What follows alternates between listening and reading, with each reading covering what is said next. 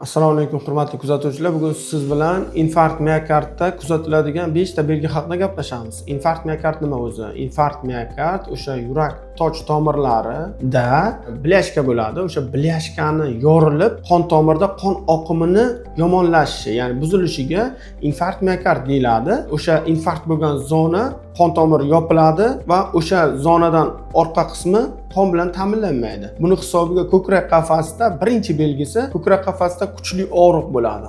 Og'riq mana shu ko'krak qafasiga to'liq tarqalib, kuchli bo'ladi. Xuddiki bolta bilan ko'krak qafasiga urgandaqa og'riq kuzatiladi. Ba'zi odamlarda bunaqa og'riq kuzatilmasligi ham mumkin, yengilroq og'riq bilan o'tishi mumkin. Ikkinchi belgisi bu chap qo'l, chap kurak, chap jag'imizga uzatilishi mumkin o'sha og'riq. Bu og'riq odatda yarim soat, 1 soat, 2 soatgacha davom etishi mumkin. Uchinchi belgisi bu hansirash, havo yetishmaslik, nafas siqishi bilan kechadi. To'yib nafas ola olmaslik, nafas olganda havo yetishmaslik kuchayib boradi. Boshqa paytga nisbatan tinch holatda o'tirganda ham havo yetishmay, to'yib nafas ola olmay qoladi bemor. Keyingi belgisi bu kuchli ter chiqishi mumkin. Xuddi odam ustiga suv quyib yuborganaqa ter chiqib, kuchli holsizlik kuzatiladi.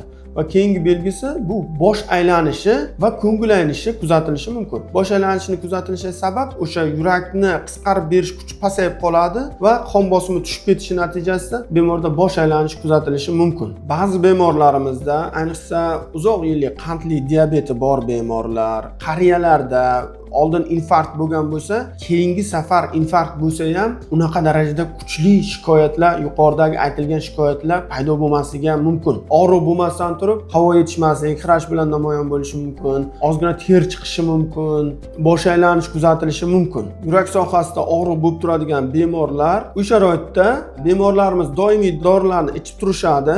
Infarkt xavfi bor bemorlar o'zlari bilishadi. Qandli diabeti bormi? Infarkt xavfi yuqori bo'ladi. Davleniyasi yuqori yuradimi?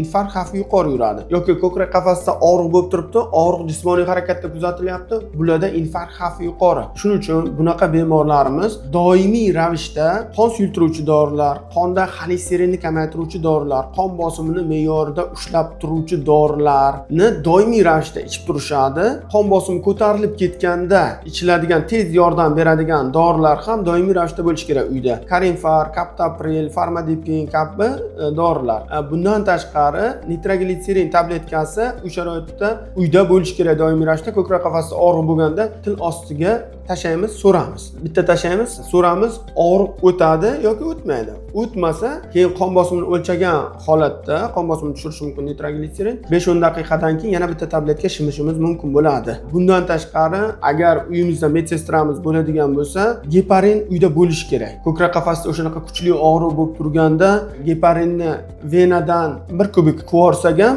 og'riq nisbatan yengillashadi. Faqat qon bosimi baland bo'lganda geparinni venadan qilish mumkin emas. Bosh me'da qon aylanishini buzib qo'yishi mumkin bo'ladi. Agarda sizda va yaqinlaringizda quyidagi shikoyatlar bo'yicha savollaringiz bo'lsa, pastdagi havola orqali ro'yxatdan o'ting, bepul konsultatsiyaga ega bo'ling.